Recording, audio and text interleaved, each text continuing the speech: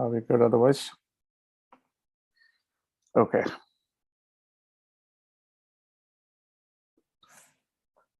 Om Namo Bhagavate Vasudevaya. Om Namo Bhagavate Vasudevaya. Om Namo Bhagavate Vasudevaya.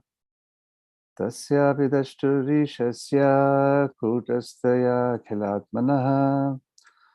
Srijiyam shajami shishtoham ikshaya vabhichoditaha. Reading from Srimad Bhagavatam, Canto 2, Chapter 5, Text 17. Let me read it again. Tasyapi drashtur ishasya kutastasya khilatmanaha shrajyam shrajami shrishtoham ikshasya vabhichoditaha. Synonyms: Tasya, his; Api, certainly; Drashtuha, of the seer; Ishasya, of the controller; Kutastya, of the one who is over everyone's intelligence; Akhila Atmanaha, of the super soul; Srijiyam, that which is already created; Srijami, do I discover; Shrishta, created; Aham, myself; Ikshaya, by glance over; Eva, exactly; Abhichoditaha, by inspired by him. Translation: inspired by him only, I discover what is already created by him, Narayana, under his vision as the all-pervading super soul, and I am also created by him only. Purport by His Divine Grace, A.C. Bhaktivedanta Swami Srila Prabhupada Ki Jai. Even Brahma, the creator of the universe, admits that he is not the actual creator, but is simply inspired by the Lord Narayana, and therefore creates under his superintendence those things already created by him, the super soul of all living entities. Two identities of the soul, the super soul and the individual soul, are admitted to be in the living entity, even by the greatest authority of the universe. The super soul is the Supreme Lord, the personality of Godhead, whereas the individual soul is the eternal servitor of the Lord. The Lord inspires the individual soul to create what is already created by the Lord, and by the goodwill of the Lord, a discoverer of something in the world is accredited as the discoverer. It is said that Columbus discovered the Western Hemisphere, but actually the tract of land was not created by Columbus. The vast tract of land was already there by the omnipotency of the Supreme Lord, and Columbus, by the dint of his past service unto the Lord, was blessed with the credit of discovering America. Similarly, no one can create anything without the sanction of the Lord, since everyone sees according to his ability. This ability is also awarded by the Lord according to one's willingness to render service unto the Lord. One must therefore be voluntarily willing to render service unto the Lord, and thus the Lord will empower the doer in proportion to his surrender unto the lotus feet of the Lord. Lord Brahma is a great devotee of the Lord. Therefore, he's been empowered or inspired by the Lord to create such a universe as the one manifested before us. The Lord also inspired Arjuna to fight in the field of Kurukshetra as follows: Tasmatva mutushta yasho labhasva jitva shatrun bhungshva rajam samradham mayavate nihataha purvameva nimitta matram bhavasavya sachan. Bhagavad Gita 11:33. The battle of Kurukshetra, or any other battle at any place or at any time, is made by the will of the Lord, for no one can arrange such mass annihilation without the sanction of the Lord. The party of Duryodhana insulted Draupadi, a great devotee of Krishna, and she appealed to the Lord as well as to all the silent observers of this unwarranted insult. Arjuna was then advised by the Lord to fight and take credit. Otherwise, the party of Duryodhana would be killed anyway by the will of the Lord. So Arjuna was advised just to become the agent and take the credit for killing great generals like Bhishma and Karna. In the Vedic writings such as the Katha Upanishad, the Lord is described as Sarva Bhuta Antaratma, or the personality of Godhead who resides in everyone's body and who directs everything for one who is a soul surrendered unto him. Those who are not surrendered souls are put under the care of material nature. Brahmayan sarvabhutani yantarudhani mayaya. Therefore, they are allowed to do things on their own account and suffer the consequences themselves. Devotees like Brahma and Arjuna do not do anything on their account, but as fully surrendered souls, they always await indications from the Lord. Therefore, they attempt to do something which appears very wonderful to ordinary vision. One of the Lord's names is Urukrama, or one whose actions are very wonderful and are beyond the imagination of the living being. So the actions of his devotees sometimes appear very wonderful due to the direction of the Lord. Beginning from Brahma to the topmost intelligent, I repeat, beginning from Brahma, the topmost intelligent living entity within the universe, down to the smallest ant, every living entity's intelligence is overseen by the Lord in his transcendental position as the witness of all actions. The subtle presence of the Lord is felt by the intelligent man who can study the psychic effects of thinking, feeling, and willing.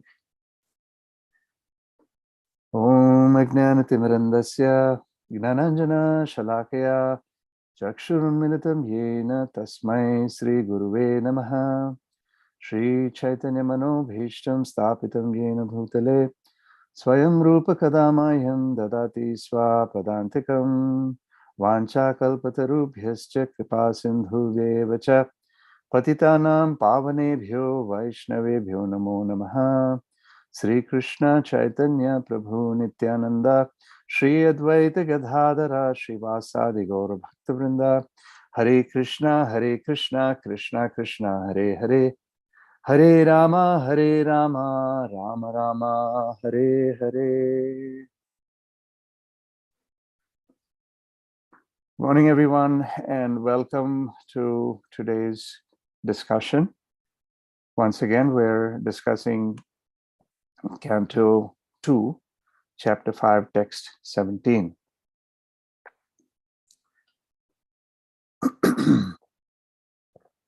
So my title for today's discussion is Krishna, the ultimate sanctioner. Again, I repeat it, Krishna, the ultimate sanctioner. So we're discussing, like I said, Canto 2, Chapter 5, Text 17 from the Srimad Bhagavatam. And the chapter is titled The Cause of All Causes. And this follows from the previous chapter. The chapter is called The Process of Creation. So in this chapter, Narada Muni is asking his father and spiritual master, Lord Brahma, questions that an intelligent inquirer would ask about the Creator. The interesting part that struck me was, scientists, even till this day, they're constantly speculating about creation. I mean, they're asking questions about creation, which is good. But even till this day, they've spent lifetimes and lifetimes and lifetimes and eons of years discussing and speculating about creation, right? The Big Bang Theory and nuclear fission and, all of those things that scientists are talking about.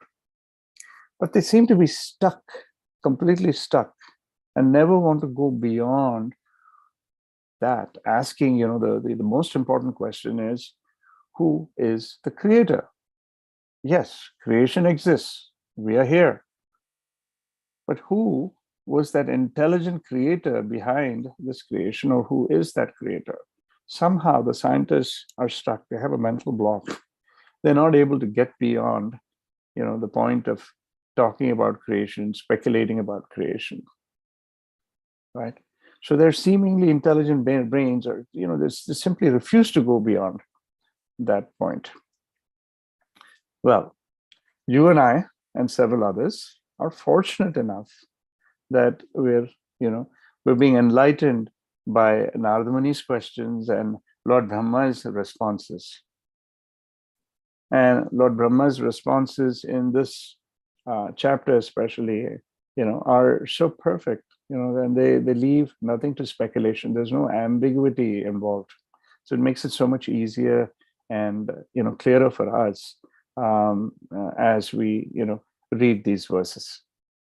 And again, we have to be extremely grateful and thankful to Srila Prabhupada for, bringing this to us in a form that easily digestible, easily readable, and understandable, right?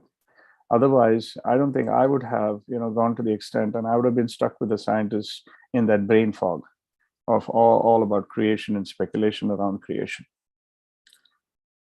So Narada Muni's questions, even in this chapter over the last several days that we've been discussing, from the start of this chapter, his questions are very, very important, very important.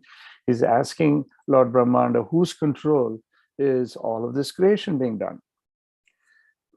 Everything that was creating is, that was created, that is being created, and that will be created. All of this is within your grasp, my dear father, like, holding a walnut in your hand.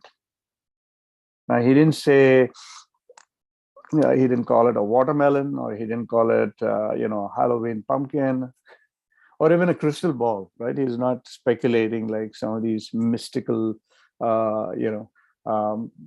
speculations that people make. You have gypsies sitting behind a crystal ball and looking into the future and so on.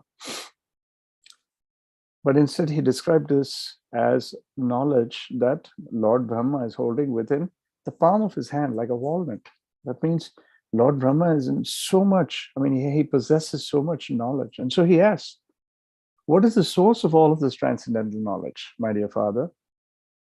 And father, did you create all of this by your own energy, like a spider, spins a web? And it's completely, it appears like the spider is able to do this all on its own accord.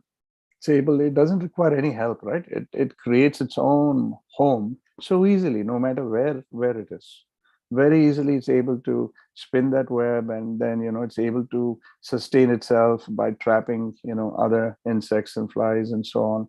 So it's completely self-sustained. So Narada Muni is asking Brahma, are you able to do all of this by yourself? All of this creation? So today we will start to discuss Lord Brahma's realizations and convictions, not just, speculate. It's not speculation by any means. It is a conviction. He completely is convinced that the Lord, the Supreme Personality of Godhead, is behind all of this creation, right? So he starts responding to Lord Narada Muni, and that's what we're going to start discussing, all right, in this verse and several verses that follow, right? So nothing happens without the sanction of the Supreme Controller, Lord Sri Krishna. So when I was reading this verse, the thing that's really struck me the most, especially in this verse, is that nothing happens without the sanction of the Lord. So I'd like to focus on that, and I will bring in a few points for discussion, and we'll open it up and see if you have other ideas, other points that you would like to discuss as well, time permitting. So I'm going to try and get through this as quickly as possible. So bear with me for the next several minutes. So first of all, we should realize that Krishna, we should accept the fact that Lord in his partial manifestation as the Paramatma is present in all the living entities. Every single living entity has the soul and the super soul. And this is confirmed in many bona fide scriptures, including the Katha Upanishad, right? Where in the purport also Prabhupada refers to it, and he describes the Supreme Personality as the Sarva Bhuta Antaratma, right? He is present in all living entities, right, as the Antaratma or Paramatma feature. That is the partial manifestation of the Supreme Personality. Next, the Supreme Personality, Paramatma, is not just sitting there doing nothing, but he is actually directing the activities of every surrendered soul. Okay, so the key operative word there is directing the activities as well as, to the surrendered soul. So keep that in mind. Let's stop for a second and ask, what does that mean? Who is a surrendered soul? So simply put, it is one who recognizes the all-pervading supremacy of the Lord, not as an enemy. Like, right, we know several very popular, popular personalities that have been very inimical towards Krishna, and they're constantly in the fear of being destroyed by Krishna, that they're thinking about Krishna all the time. So we're not talking about, so in a sense, you can say, they're always thinking about Krishna, they surrendered. No, we're not talking about the Kamsas of the world.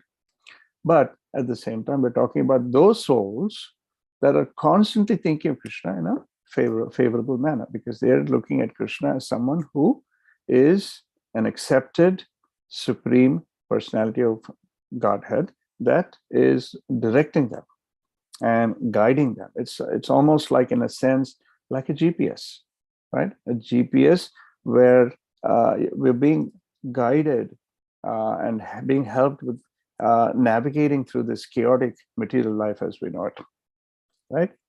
So that is the feature of Paramatma, and that is accessible more so to the surrendered soul. So does that mean that we have to hear voices like in the car? Okay, turn left, turn right. It doesn't mean that we have to hear voices in our head. We're not going crazy here, but no. Instead, what we're referring to is we have Guru, we have Sadhu, and Shastra, right? So we have guidance coming from these three valuable sources, and as sadhakas, we practice that, following these, because whenever we have a question, whenever we have a doubt, whenever we need direction, whenever we need guidance, we have Guru, Sadhu, and Shastra. And as we practice, the practice is basically the discipline that we inculcate to follow these three sources and do the right thing, right? And we practice that until our sadhana turns into spontaneous love for Krishna. So this is a journey. This whole process of Krishna consciousness is a journey for all of us, where we practice being that sadhaka, practicing that sadhana, where we are trying to perfect our lives by taking the guidance of these three valuable sources. And at some point in time, it will become spontaneous, because there is going to be a form of internal realization, and we'll learn and read more about this in the next few minutes, right? So when that sadhana turns into spontaneous love for Krishna, that is when Krishna reveals himself personally, right? Like there are so many examples throughout Srimad Bhagavatam, the Puranas, and so on. Examples like Narada Muni, even for that matter, right? When he was a child, in his previous life, or Dhruva Maharaj, right? Or even Bilva Mangala Thakur, right? Where Krishna personally appeared before him. So in this context, I'd like to bring to bear the specific importance of the Brahma Samhita, because that's where Lord Brahma is stating several things, and he's offering these glorious prayers, accepting the supremacy of the Lord very, very clearly. And this is something that Lord Chaitanya has specifically instructed us in terms of the importance of the Brahma Samhita. And he was the one who actually was able to locate a part of the Brahma Samhita during his South India, yatra that he did back in his time, in an Adikeshwar temple, in the archives of that temple, only the 5th chapter. I mean, there were 100 chapters apparently in the Brahma Samhita, but he was able to locate, a written, documented version of it, in just the 5th chapter. And even the 5th chapter alone gives us so much insights about Lord Brahma's convictions of the Supreme Personality of Godhead. So we accept that with the greatest reverence. We accept that as a very true document, a true conviction here. And so we'll be reading a few excerpts. And I must warn you, though, that this was a translation that was put together by Srila Bhaktisiddhanta Saraswati Thakur. And his English and the mastery of the English language is at a level that is way above 99% of us. Okay, so it's good to have a dictionary right next to us when you're going through it. And I had to read it several times before it even started registering in my mind. So it's although I'm saying it lightly, it is true. Bhaktisiddhanta Saraswati Thakur's mastery of the English language is so vast and so powerful that it is language that we don't use commonly, and we definitely need to sharpen our English language skills. But anyway, it is beautifully written, absolutely. If you get a chance to read it, please do. It's the entire translation for the Brahma Samhita, as we know it. So Bhaktisiddhanta Saraswati Thakur has given a beautiful translation there. So I'm going to read from that just an excerpt for now. And in that he says, the Brahma Samhita teaches the transcendence, truth, ultimate reality can be apprehended only by the mercy of the supreme transcendent entity, the absolute truth himself. And that perception of ultimate reality is a function not of speculative reason, but of direct spiritual cognition through divine revelation. Let me repeat that. And he says, and that perception of ultimate reality is a function not of speculative reason, but of direct spiritual cognition through divine revelation. Okay. This revelation, so he goes on to explain, how does this revelation happen? He's saying it is not speculation, but it is direct revelation, right? It is direct cognition or an understanding that comes through divine revelation. And how does this revelation happen? And so he explains further, this revelation is evolved through bhakti. Key. This revelation is evolved through bhakti, pure, selfless love of God. Only by such spiritual devotion can Krishna be seen. I worship Govinda, the primeval Lord. So he's in quotes, talking about Brahmas. Brahma is saying this. I worship Govinda, the primeval Lord, whom the pure devotees see in the heart of their hearts, heart of hearts, with the eye of devotion tinged with the salve of love. That's the Premanjana Charita Bhakti verse that he's referring to. Further, as a commentator explains, the form of Krishna is visible to the eye of the pure spiritual self in proportion to its purification by the practice of devotion. So he's saying, as we practice, as our heart gets purified, in proportion to the extent to which our heart is purified, Krishna reveals himself. So then he makes a very important statement, and I'll repeat it a couple of times. Bhakti as a state of consciousness then is attained through bhakti as a practice, a discipline. Very beautifully, written there. The more you contemplate on it, you see how, there's so much to it. Bhakti, he says, bhakti as a state of consciousness, like a state of happiness, a state. This is a state of consciousness. Bhakti as a state of consciousness then is attained through bhakti as a practice, a discipline. For this reason, Lord Krishna, in his response to Brahma at the end of the text, summarizes the path of bhakti in 5 aphorisms. This devotional discipline goes far beyond conventional piety. Okay? Far beyond conventional piety. Not about performing rituals, not about just performing pujas and saying, being good to other people and, doing good things, which is all good. That's all on the platform of piety. But here he's talking about going beyond piety, not just going beyond, but going far beyond conventional piety. It necessitates reading on, it necessitates constant endeavor for self-realization, involving both a turning from worldly, sense-gratificatory activities as well as sincere absorption in spiritual practices and behavior under the guidance of authorized scripture. So he's saying that this requires a lot of practice, and it requires a lot of introspection and self-realization, right? And sincere absorption in spiritual practices, not whimsically, but under the guidance of a higher authority, right? Which is Guru Sadhu Shastra. Through such practice, he says, Srila Bhaktisiddhanta Saraswati Thakur, he says, through such practice, then the materialist is purified of his tendency toward philosophical negation and comes to understand the nature of positive transcendence. So he says, through this purification, an individual gets away from philosophical negation. I mean, the choice of words, you know, we hear about nasty, nasty, nasty, right? Which is not this, not this, not this. That's how most philosophers have been, you know, getting their ideas across in terms of their understanding of the scriptures or whatever in life.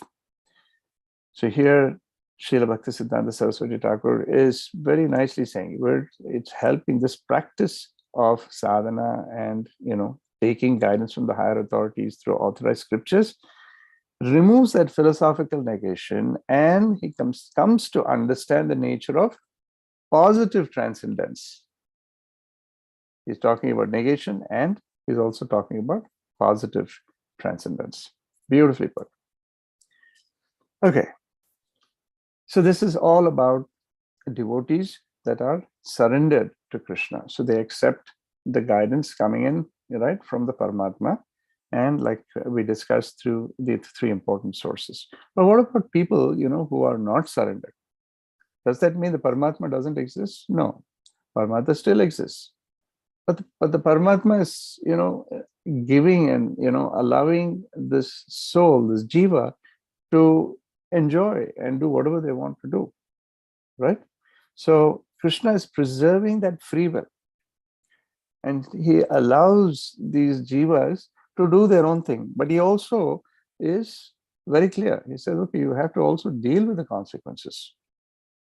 So these souls are then under the care of his external energy, or Maya Devi, which, you know, Prabhupada also mentions in his purport. He says, Brahmayan sarva bhutani yantra arudhani mayaya.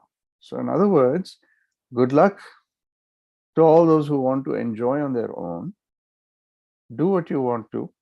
You know, you may have received a lot of gifts from your previous life, from your previous pieties and all the pious credits that you've accumulated even during this life. But hey, what you do with them, the consequences of those, it's yours, right? It's all yours to deal with. So going back to Brahma's response, Lord Brahma, who's considered as the creator of this entire material universe, even he admits that he could create only under the superintendence of the Supreme Personality of Godhead. And now that's a heavy statement coming from a heavy, heavy weight like Brahma. So even as students of Srimad Bhagavatam, we know that there are 8.4 million species of living entities in this universe. Okay? The keyword there is species, where 8.4 million species that were created by Brahma. And each of these species have millions and millions and millions of living entities, each of these species, right? So there are billions and billions of living entities just in this material universe alone, right? What to speak of all the other universes around us. So if Brahma himself truly created and single-handedly created all of these living entities, you know, he could have boldly proclaimed, I created it, I did it, right? But he is not. Instead, he is offering, you know, all his respects to the Supreme Personality and letting everyone know, starting from Narada Muni all the way down to us, know that even Lord Brahma was created by the Supreme Personality. And it was through his intelligence and through his empowerment, Lord Brahma was then able to create all of these living entities. And he's saying that. So while we are looking at Lord Brahma as the highest, in this material universe, as the creator of all of these living entities, that so-called creator, Lord Brahma, exalted as he is, he's accepting the fact that he himself was created by the Supreme Personality. So there is no ambiguity there. And then he also goes on to say that, look, not only was I created, I was also given that empowerment by the Supreme Personality of Godhead. So nothing could be more direct than what Lord Brahma says in this particular verse, where, and I'm going to read it out to you. He says, Ekopya shauracha yutam jagadanda kotim yachaktirasta jagadanda chayada danta andantarasta paramanu chayantarastam Govindamadi Purusham Tamaham Bhajami. So in the translation of that, Srila Bhaktisiddhanta Saraswati Thakur says, he is an undifferentiated entity, as there is no distinction between potency and the possessor thereof. He's referring to Sri Krishna, right? In his work of creation of millions of worlds, his potency remains inseparable. All the universes exist in him, and he is present in his fullness in every one of the atoms that are scattered throughout the universe at one and the same time. Such is the primeval Lord whom I adore. So this is Brahma's prayers, clearly stating the Supreme Personality is responsible for all of creation, and that he can create all these millions of universes effortlessly, and that he is present in all of these universes and present in each and every atom within, all of these universes at the same time. So in the purport, Srila Bhaktisiddhanta Saraswati Thakur says, Krishna is the highest of all entities. In him is an entity which is termed Chit, spiritual, which is distinct from the principle of limitation. By his inconceivable power, he can at will create numberless universes. All the mundane universes owe their origin to the transformation of his, Lord Sri Krishna, his external potency. Again, his abode is beyond human conception. Since all worlds, limited and spiritual, Chit, exist in him, and he resides simultaneously in his fullness and entirety in all atoms in all the worlds, all pervasiveness is only a localized aspect of the majesty of Krishna, the Lord of all. Though he is all pervasive, yet in his existence everywhere, in a medium shape consists his spiritual lordship beyond human conception. This argument favors the doctrine of simultaneous inconceivable distinction and non-distinction, and knocks down the contaminating Mayavada and other allied doctrines. This is the Achintya Bheda Veda Tattva, right? Where there is a simultaneous oneness and difference. Okay, so to us ordinary human beings, what Lord Brahma did is absolutely fantastic, right? I mean, it is superhuman. It is beyond the ordinary. Creating all these living entities. First of all, being able to create this material universe, all the material elements coming to life, and all the living entities, all these species that he's created. I mean, all of this is something that is superhuman. It is beyond the ordinary. Well, there are many such examples of other exalted devotees as well. I mean, even in the purport, Srila Prabhupada talks about the Pandavas, right? They exhibited superhuman powers, right? Especially in the Battle of Kurukshetra, if you take as an example, they were completely outnumbered by the armies of the Kauravas, right? Completely outnumbered. But you take these 5 individuals with a limited army, and of course, with the presence of Krishna on their side, they were able to completely vanquish, completely eliminate the armies of the Kauravas. And not that they were, simple armies on the other side either. I mean, they were Maharathas as well. I mean, they were fantastic, phenomenal in terms of their mastery of the martial arts. But you look at Arjuna. Arjuna, if you look, just take Arjuna as an example here of, in terms of the empowerment that he got from Krishna, he was able to release thousands of arrows in a fraction of a second, to a point that he could actually block out the sun, it is said. Block out the sun. There was a cloud of arrows, and those arrows would rain down upon, the armies of the other side, and kill tens of thousands at a given point in time, just like that. He was able to release that, and he was able to release all of those arrows from his, using his Gandiva bow, from his quill, the quill that, the number of arrows that could come out were limitless. It was never, stopped to say that you only have 10 arrows, now I have to go and refill and come back and, put another 10 arrows in and then again start shooting. No, never that. He was given that boon and that benediction. Now, when you think about it, can any of us even pull that off? No way, right? Absolutely. That's a straight answer. Now, all of these superhuman powers were possible only through the empowerment of the Supreme Lord. And it's clearly an example of those wonderful devotees that didn't get puffed up, but instead served as instruments to carry out the will of the Supreme Lord. Now, if Arjuna, in all his confusion in the beginning of the Bhagavad Gita, if he had said, Lord, I am so distressed. No, I should be running away to the forest. I should be sitting there. I cannot kill all of my, my family, my kith and kin, and all of the good reasons that he gives. The war would still have been done. I mean, Krishna would have still completed his pastime. It's not that Krishna couldn't have done that, but he wanted to glorify his devotee as well.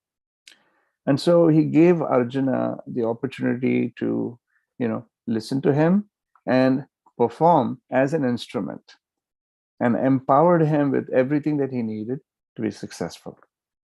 So that empowerment as an instrument, that being and becoming an instrument, is the nimitta matram, is what is the term that is used in the Bhagavad Gita, right? So we all should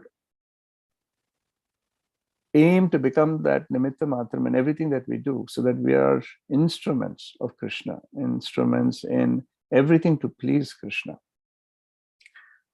Srila Bhaktisiddhanta Saraswati Thakur says, and please bring your dictionary again.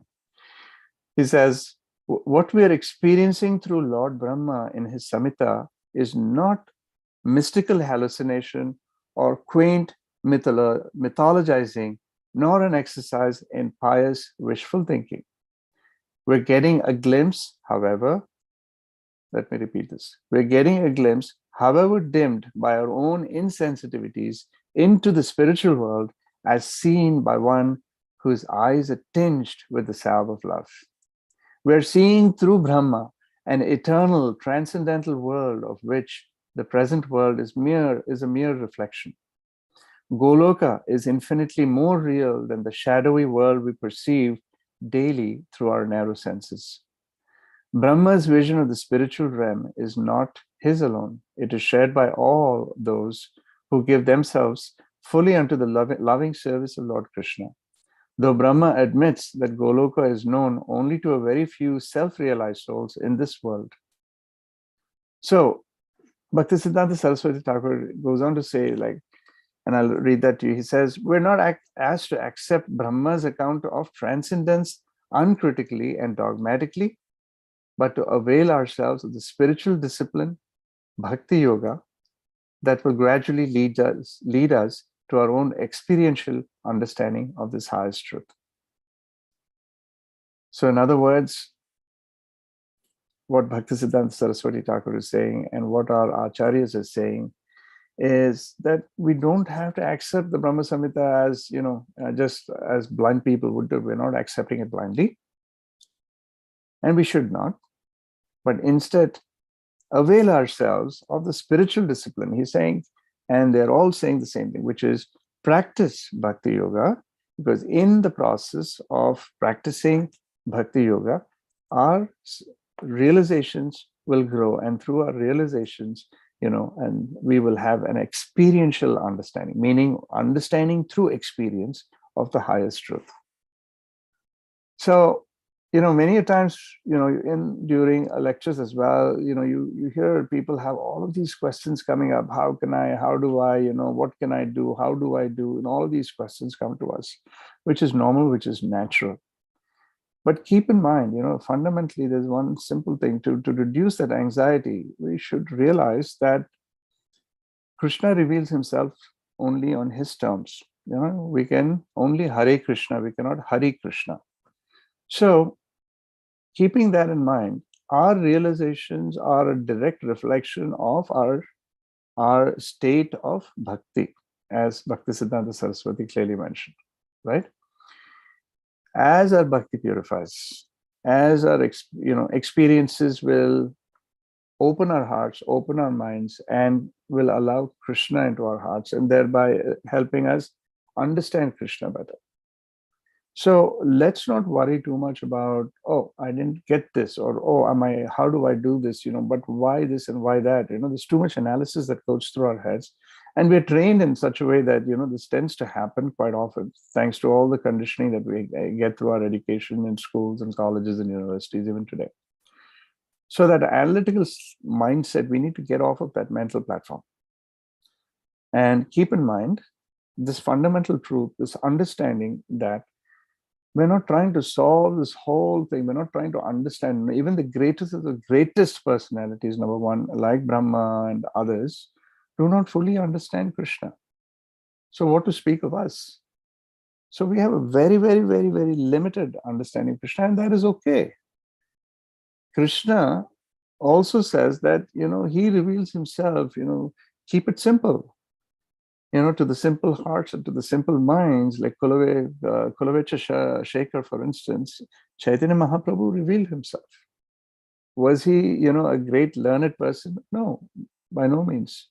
For a living, all he did was he was selling, something that he would make out of his own hands, out of dry leaves, right? And then he would, whatever few paisas that he would make, he would offer half of that to to buy some flowers and offer that to Tulasi and the deities and so on. So in other words, we need to reduce our anxiety by instead engaging ourselves in the practice of Bhakti Yoga, and through that practice of Bhakti Yoga over a period of time, automatically through the experiences, the realizations will start to grow, and through that realization, we can get a better and an improved understanding of who Krishna is and what our role is in this life. Okay, so this is something that we need to keep in mind as we practice our bhakti. It is a journey. Now, having said that, just as Krishna gives all of these superhuman capabilities, and he decorates all of his, decorates his devotees with these beautiful, qualities as well, he can very easily take those away as well.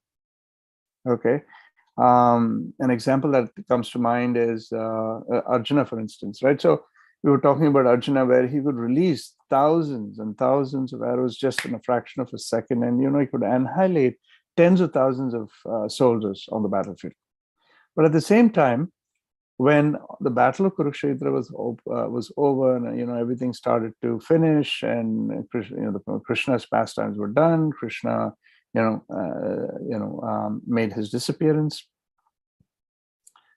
Arjuna was asked to escort the wives of Krishna back, and he was practically helpless and could do nothing to protect them, against even mere cowherdsmen who came to take the women away. So someone like Arjuna, who was so powerful, he was left powerless. And even Arjuna comes to realize that all of what he had received was only through the empowerment of Krishna. And when Krishna wanted to take it away, he took it away. Right? So it is very important for us to understand that as well. There are so many talented people, there are so many rich people, there are successful people around us, there are people who are so powerful, but how many of them really understand the true source of where they've received all of that, those gifts from?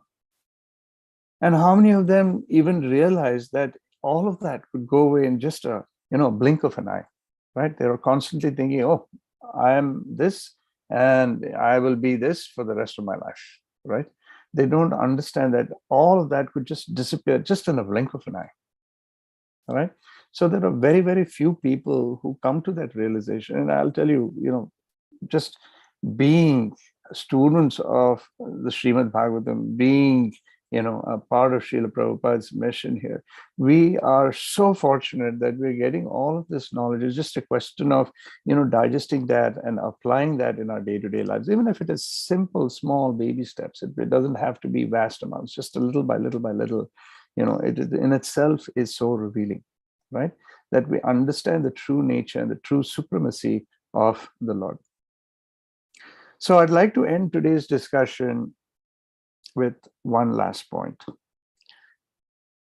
Then that was one of the motivations for why I wanted to title our discussion today as Krishna, the ultimate sanctioner. So the word sanction in the English language, and again, that also was an inspiration that came from Srila Bhaktisiddhanta Saraswati Thakur's mastery of the English language. So anyway, so the word sanction in the English language can be equally applicable in two ways, right? One is to explain the greatness of the Supreme Lord. That is, nothing happens without the sanction of the Supreme Lord. Even the Bible says, not even a blade of grass moves without the sanction of the Lord. So the word sanction is basically getting an approval, getting a blessing, getting a command, so be it, from Krishna. So that is one way to look at it. The other way to look at it is that it could be a punitive measure restricting us to this material world. In other words, Krishna is, look at the what Prabhupada was talking about in the purport as well, right? Where he was talking about the surrendered souls are under the guidance of Krishna, right? So they have Krishna's sanction, and no matter whether it is good or bad, surrendered souls understand that it is Krishna's sanction. So it is happening, everything that's happening is happening for their good. On the other side, you have those unsurrendered souls who are exercising their free will in a way that they want to enjoy everything that they're doing, right? So Krishna is saying, yeah, I'm giving you, your free will. He's so compassionate. He's saying, yeah, exercise your free will as you want. But at the same time, I'm going to sanction you to this material world. When he says sanction you to this material world, he's saying, hey, whatever you're doing, how much ever you want to enjoy, how much ever you want to jump up and down, you are still going to be in this material world. It's like that hamster that's going in that wheel, round and round and round and round, and the hamster is thinking, I'm making progress, but it's still in the same place. It's not coming out of that wheel, right? So similarly, we are those hamsters. When I say we, I should probably speak for myself. We were restricted in this material world so long as we are unsurrendered, or in other words, we're not aligned with the sanctions of Krishna. So in other words, we get sanctioned by Krishna to this material world, or restricted to this material world. So you can use that, you could interpret that term sanction as, for the surrendered soul, it is acceptance, the approval that Krishna is sanctioning everything, good or bad, or being sanctioned to the free will soul that it just wants to do whatever he or she wants to do. But Krishna is saying, okay, enjoy, but you are sanctioned. You're going to remain in this material universe or this material world, right? Going back and forth, lifetime after lifetime. They're very similar to what the NATO countries are doing today, for instance, sanctioning Russia, right? Economic sanctions are being applied to Russia so that it can cripple Russia from, making progress. So things like that, right? So I wanted to bring that distinction.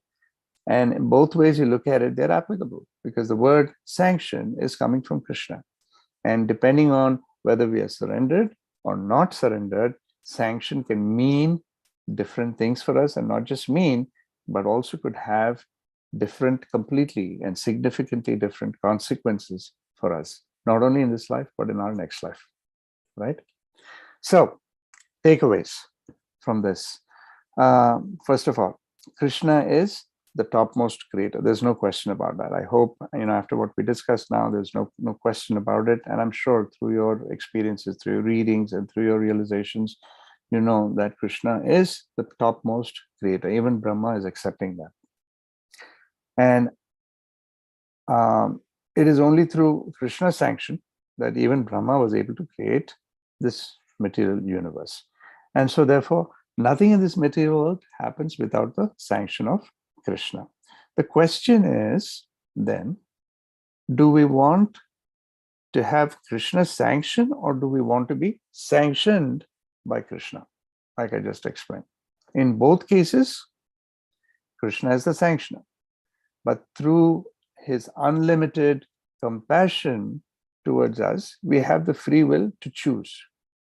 So let's make the right choice to do according to Krishna's will, and have him sanction what we're doing in accordance with, Guru, Sadhu, and Shastra, versus being sanctioned when we try to exercise the free will to enjoy for ourselves. Okay? So keep in mind also that our surrender to the Lord, it's not like, just because we're following Guru, Sadhu, and Shastra, which is the most important thing that we should be doing. That's our main business in everything that we do in life, right? It doesn't mean just because it's not in line with what we want to do, hey, I don't like what is being said, but I want to do this. Shastra is saying do that. It doesn't mean that we are losing that shelter, that protection, because when we take the shelter of Krishna, everything is there. The protection is there, most importantly. And when the protection is there, you could do the dumbest of things. Maybe, using our intelligence, we could be stepping in, doing it incorrectly due to our own ignorance, due to our own dumbfounded intelligence in many cases. But the protection is there. Krishna is saying, don't worry, you're still, making your best efforts to be aligned with, what Guru, Sadhu, and Shastra is saying. So therefore, your protection is you're in my shelter, and therefore my protection is with you. That's the good part. Right? So always keep that in mind. We need to always remind ourselves that as long as we're always in the shelter of Krishna, the protection of Krishna is always there with us, regardless, right? Of how well we do it, how perfectly we do it, or how imperfectly we do things, as long as we're aligned with Krishna. And it is something that we need to continue to practice, because we only get better and better and better with practice. So that practice of bhakti, which is the fundamental operating principle, is what we should be focused on. All right, so let me stop there. It's 8:25. We have a few minutes. Let me see if we have any discussion. Let's see if there are other thoughts that I may have missed that come to your mind. And if you would like to share, please do. Let me open it up for some discussion here. Hare Krishna, Prabhu, please accept my humble obeisances. All glories to Guru Maharaj Srila Prabhupada. And just Hare Krishna, pure Mataji. appreciation. It was a wonderful class. I mean, a very good exposition, I should say. Thank you so much, Mataji. It's again, yeah. Let me also let you know that this is not coming from me. It's purely, empowerment from, Vaishnavas itself. Really to examine Lord Brahma's statement with in the background of Brahma Samhita, and that too explained by the great saintly personality of Bhakti Siddhanta Saraswati Goswami Maharaj. It was a very, very wonderful, and I especially liked your definition of sanctioning and being sanctioned.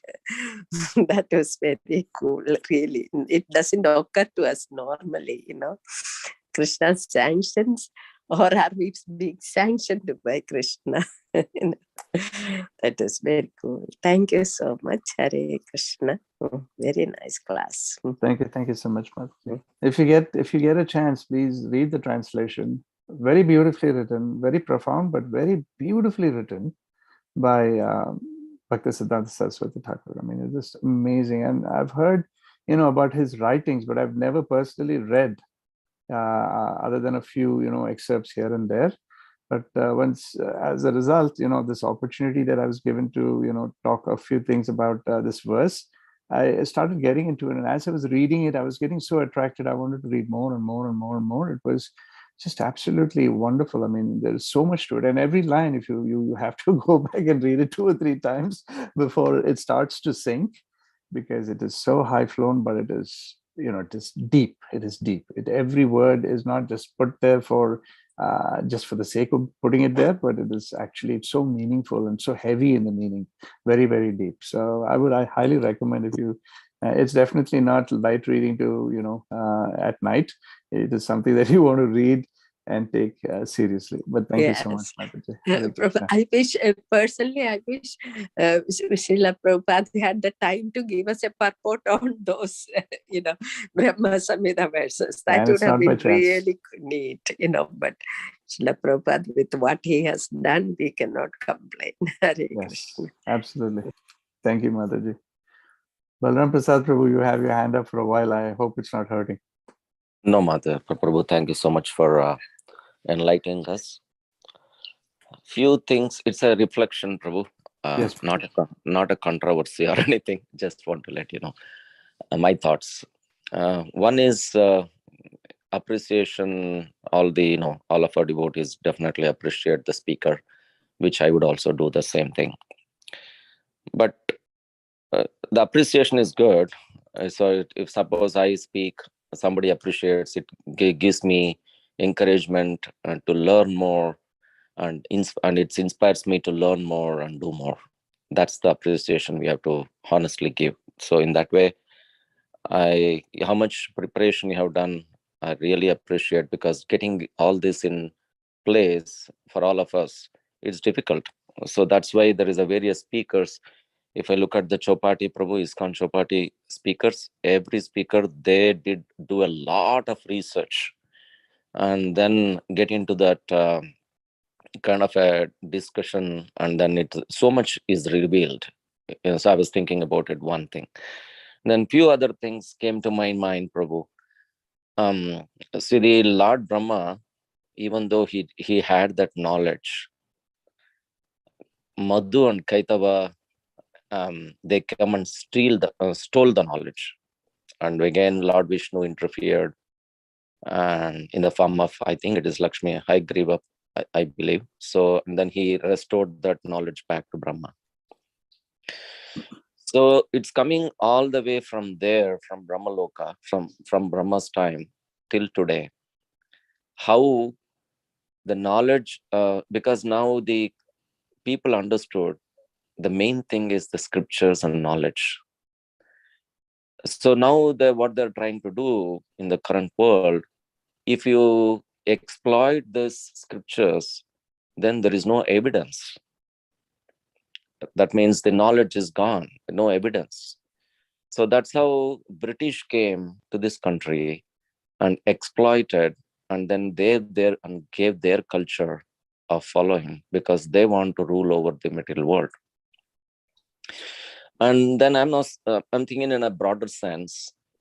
So what is happening is the declination of it's declining because of these various features. Because even look at the Prophet Muhammad. He's a great personality. We should appreciate, because he's also an empowered soul for their particular kind of community. And Lord Jesus Christ, he came to see, it's a time and circumstances. The Lord came in his way of messenger, and gave the message to their understanding. We all should appreciate in that way. But what happened, the later kings came, and for their own whims and fancies, they changed the scriptures, interpretations, etc. Even today, if you look at Bhagavad Gita, there are various scriptures, various versions of it. In that way, there are various understandings, but unless, we as the part of ISKCON, we are fortunate because of Srila Prabhupada. So our movement is to spread. So I was thinking, why do I do anything? Why do I go to temple and, get disturbed in some other aspects, just to chant Hare Krishna at home and then follow the regulative principles, chant Hare Krishna, and then Shramanam Kirtam, that's enough. One point of time, few days ago, I was thinking about why do we need to do anything? But look at this, the point you brought, we need to spread this knowledge, spread this. That is why the temple has come. And that's why we're bringing the bigger temple, so that to attract people to give this knowledge. Same thing in Mayapur, TOVP. Why are they doing this big thing? Because it's attracting this whole world. So in that aspect, we definitely need to bring up, do the better job to spread this knowledge and say that this is very important to follow this Guru Sadhu and Shastra. So that's one thought. The another thought came is, because I was somehow listening to the whole lecture, it was good. In spite of all this, Prabhu, we are following the Guru Sadhu and Shastra. But one thing bothering me, within ISKCON, in DT ministry, think about every Radhastami we used to have lotus feet, darshan of lotus feet of Radharani. Almost 40 years, 38 to 40 years plus after Srila Prabhupada's departure. Now the DT ministry came back 2 years ago. Oh, we cannot allow that anymore, right? So then what was DT ministry doing all these 30, 40 years? That means there were now all of our gurus, and they're all following Shastras. It is not that my guru, your guru, all of our GBC members, they're all follow of Srila Prabhupada. And now the DT ministry comes in and then say, hey, we cannot allow them to do anything. And for that, some temple follows, some temple doesn't follow. It's because it's a sensitivity and so on and so forth. And then it shakes the, what happens, it will shake our faith. What is this? Of course, we will still follow the DT ministry. But what happened 40 years? None of our spiritual masters, they're all empowered. Why did they not insist on this? Why are they telling now? It's another doubt, Prabhu, from me. I don't know who can answer me, but it's just the thought. Because we're all following Guru Sadhu and Shastra, and we are, we don't want mercy of Lord Radharani. Why is it so? So it's difficult to answer yes or no, because some of them is stealing of knowledge, some of them are covered, some of them are so many things. In spite of having our very authentic Guru Sadhu and Shastra, still it is not up to the mark on certain aspects. So of course I'm not there to talk about the mark on the measurement, but sometimes of course I don't read many scriptures, I don't have that understandings, but sometimes a person like me, half knowledge, empty pot, I keep talking sometimes. So if you can enlighten, that will be great, Prabhu. I wish I could enlighten you, Prabhu. Unfortunately, I'm not a part of the DT ministry. I'm not part of GBC. No, I'm not that right? way. I'm not asking about the DT ministry. How do we, because this is $1 million question for all of us, right? All 40 years we were having darshan, but what is this? It is not, I'm insisting on give me the answer for this. No, in general, how do we understand? That's all. Because every leader, if you see, if any leader, any king as a leader comes in, he will interpret his own. But that's how when I was watching the Beyond TV, it says that the Prophet Muhammad had different rules and regulations, and after that, so many invasions happened, so many kings came. They modified the scripture itself. Of course, we are not that. It's still exploring so much treasure in our Gaudiya Siddhanta. In fact, in that way, we are really fortunate. Very true, Prabhu. So I don't know if this will help you or not, but what I would do in your place, again, see, the idea is that even the DT ministry, even the people responsible for making some of these decisions, we're working under the fundamental construct that they are also following Guru, Sadhu, and Shastra. Right? So everybody is following Guru, Sadhu, and Shastra all the way down to the lowest common denominator, right? So if that is true, then obviously there has to be some good reason why there was this change. Obviously, things have changed. I mean, if you look at it from one angle, the regulative principle was to chant 64 rounds. Prabhupada made it easier for us and said, 64 rounds is impossible for you guys. We understand what you're going through, in this material world these days. So I'm bringing it to 16 rounds, right? So we've accepted that, but that's coming from Prabhupada. It's not being done whimsically, right? So what also comes to my mind along those lines is what Rampal Maharaj has also mentioned several times, is the principle remains, right? You have the highest standard, the gold standard, and not everybody can attain that gold standard. But the principle remains. The principle should always be maintained. The details can be changed according to time, place, and circumstance. But those details also have to change with a certain rationale that supports this overall principle, the fundamental principle. So there could be good reason for why. I don't know, the context as to why they made that change after 30 to 40 years of precedence. But I'm saying things like that, which would being done in a certain way, and now we're changing it. It's probably, for us, while maintaining the principle, and that's what we need to question. And that question we can only pose to our higher authorities, like the GBC, for instance, in this case, right? Or to our spiritual master, even better. And then once that is ascertained, then we can say, okay, so the principle is maintained, the details have changed. The details have changed due to certain reasons like time, place, and circumstance. Maybe there was an abuse. Maybe there was, whatever reasons. There could be X, Y, and Z, right? So we don't have to get into those details unless you're really so concerned and you feel strongly about something. But otherwise, I would say, I would ensure that that fundamental principle is not being violated, and I would get clarity around the fundamental principle. If that principle is being maintained, then the details don't matter as much. That's how I would process things. So to be able to make sure that the fundamental principle has not been violated, I would reach out to my spiritual master. That would be my first starting point. Or, someone that I trust and respect as an authority, a bona fide authority, as a Shiksha Guru, for instance, who can even bring to light, what that principle is. Maybe the understanding of that principle for me is not perfect. I'm just taking an example in my case where I can say, being able to see Srimati Radharani's feet is so nice and auspicious, but beyond that, I don't truly understand, the significance of actually getting a darshan of her feet, right? So I'm on a very mental platform, a material platform. So perhaps I don't even truly understand what the meaning and the true significance is of that fundamental principle in terms of the benefits of seeing Srimati Radharani's feet.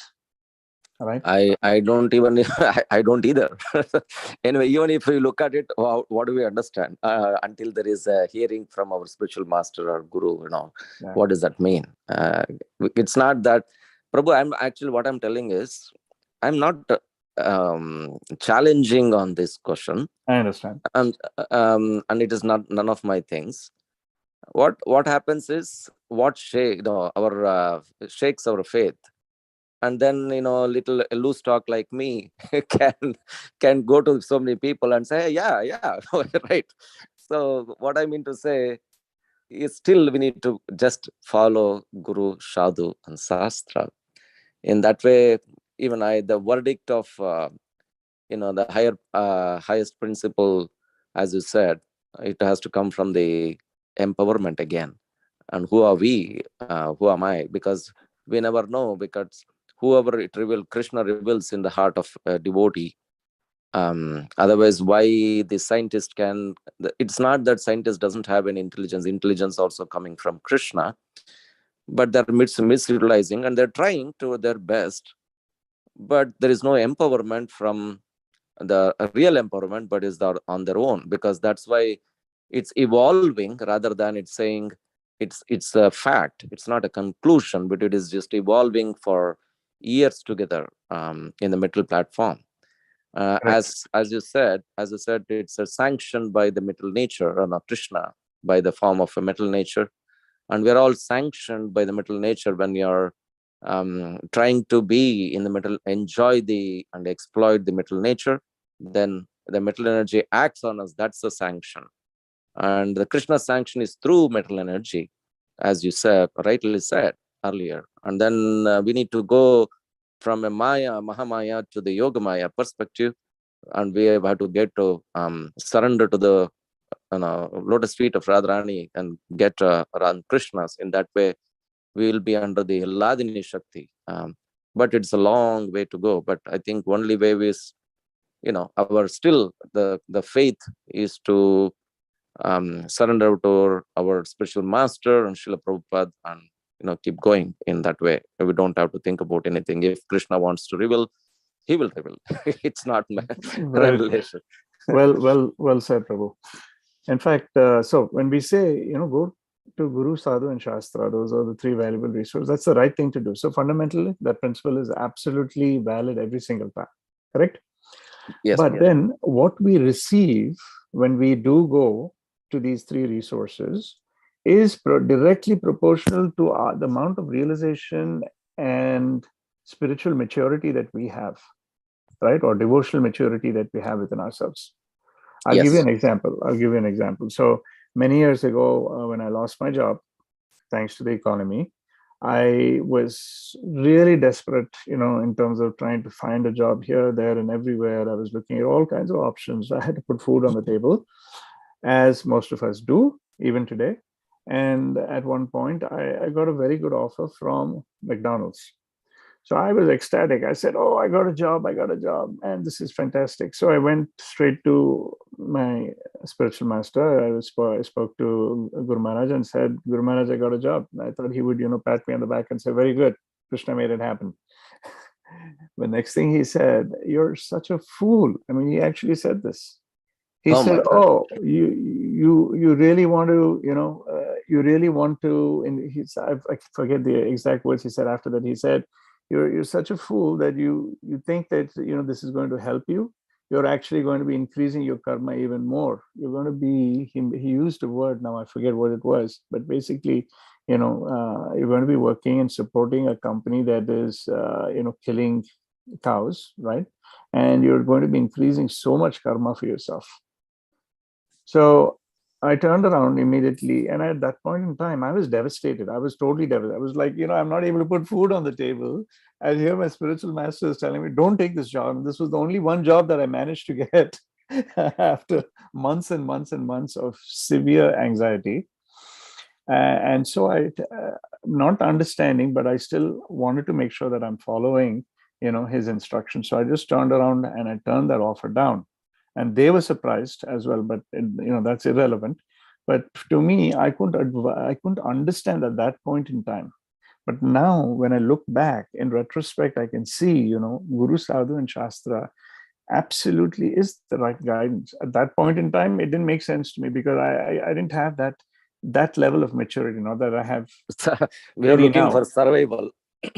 Exactly. So it was just, it's just we need to just accept it with that faith that, and it again depends on the level of maturity that you have at that point in time, right? And that is how we receive. And that reception is very important. That eagerness, that reception and acceptance is what is going to help us grow. And it may look like it's not the right thing, but then later we realize that Krishna shelters there through, his instruments that allow us to then, be protected. And then when we look back and we can connect the dots, we see, perfectly how these things fall in place. So it's still Guru, Sadhu, and Shastra is fundamentally the right principle each and every single time. So thank you, Prabhu. Yes. I hope that helped. I hope that helped. No, definitely, Prabhuji, definitely. It's a that's what they it is not just one side. That is what the Bhagavatam is churning our brains and hearts to discuss more and get more. Yes. How much ever you discuss, there is no limit on it, Krishna, because it's It's a Krishna's journey. mercy. Yes. Thank It's you, a Prabhu. journey. Thank you so much, Prabhu. Anyone else? Any other questions? We have a few minutes if you would like to. Otherwise, we could move on and get through our weekend here and get ready for our coming week.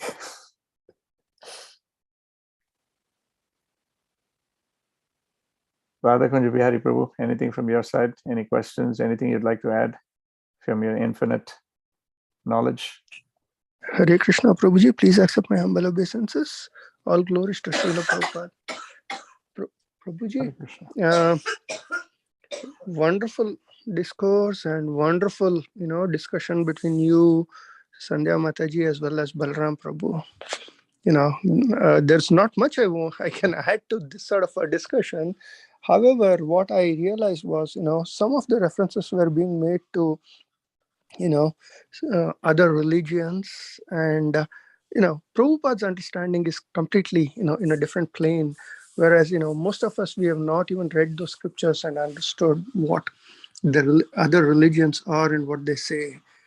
So if we go back to our own, Srimad Bhagavatam, Canto 1.2.11, it says Vedanti Tattva Vidas Tattvam Yaj Gnanam Advayam Brahmeti Parameti Bhagavaneti iti Shabhyate. So, the way we look at is that, or the truth that we know is that, the Lord, the Supreme Lord, is in three different stages or forms. And, for example, Paramatma is the one which is the partial incarnation of the Lord, where, the Paramatma is in every single atom of the material creation. And in addition to that, the living entities where souls are situated is there, and the Paramatma is also accompanying those souls. This is the understanding. So naturally our teachings, is that we have to treat not only the living entities with compassion, but also, the material resources, yukta vairagya, to be, precise. Whereas when I don't want to name any particular religion, or, because my understanding is not at the same level. But, when you look, make a simple comparison of this particular concept with some of the other religions, other than human beings, nobody else has a soul. Forget about Paramatma, So this starts from the very root of those things. It was not changed later, and there are a lot of things. So I really don't want to go into those things in this forum, but I just wanted to say, we need to be careful when we try to make these equivalences. There are definitely, very, very major differences as well as subtle differences also, So, I just, that's all I wanted to say, Prabhuji. I may be wrong, but I just want to put it out. Thank you. We have to be sensitive. Absolutely. Thank you so much, Prabhu. Hare Krishna. Anything else? Otherwise, Lakshmikanta Prabhu, with your permission, we can close the class. I know I've taken a few extra minutes here.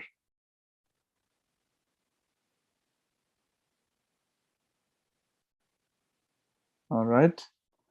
With that, wish you all a wonderful Krishna conscious week up ahead. Thank you very much again for bearing with me, and thank you for your patience. Vansha kalpatarubhyascha kripa sindhu vyevacha paritanam pavanebhyo vaishnavebhyo namo namah. Srila Prabhupada ki jai. Gaur Premanande. Hari Hari Bol.